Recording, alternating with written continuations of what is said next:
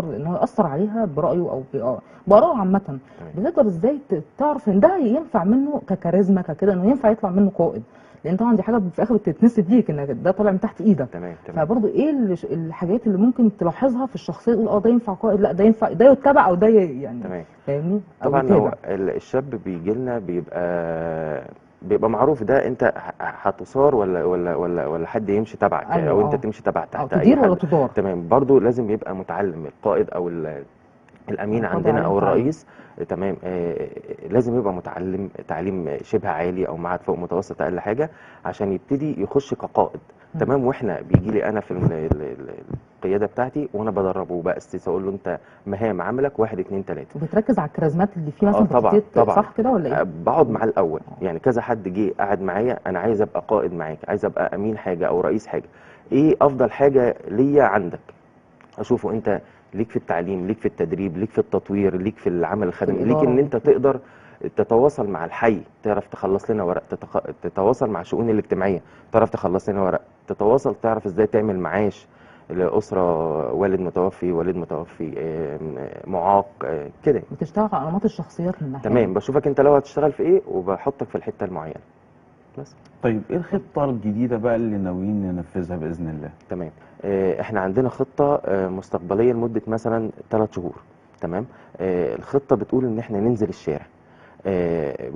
بيبتدي بنفسك. ابتدي بنفسك دي احنا كل حاجه هنشتغل فيها. احنا كمنطقه زاويه حمراء احنا دوله مصغره جوه دوله كبيره. دوله كبيره قاهره، دوله كبيره مصر.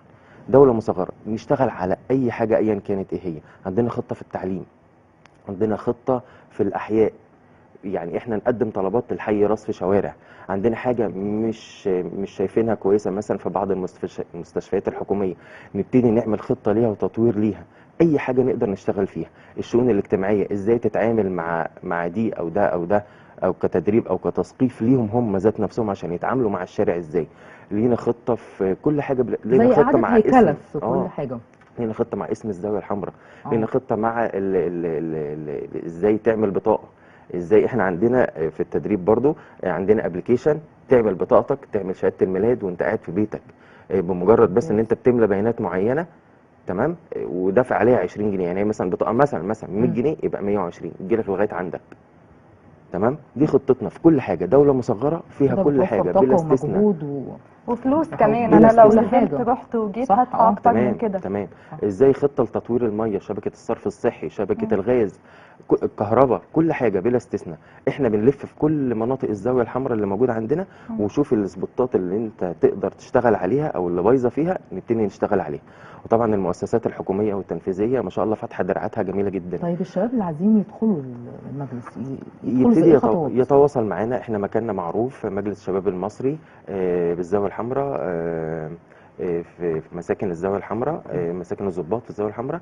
يقدم صوره البطاقه، صوره شخصيه، ونعمل له الكارنيه، او يبتدي بقى يجي عندي انا شخصيا ابتدي اشوف هو نظامه ايه، عايز يشتغل في ايه ويقعد معايا واحطه في المؤسسه اللي هو عايزها يعني ان شاء الله. يبقى طبعا اللي هو عايزه. زي ما قلت يا دكتور كده الحكايه كلها محتاج اننا نعرف نفسنا ونبدأ بنفسنا. تمام. بشكل عام. تمام. دي طبعا رسالة بيوجهها لكم دكتور محمد اسماعيل، رئيس وحدة التدريب والتطوير المؤسسي في مكتب التنفيذي بالزاوية الحمراء لمجلس الشباب المصري.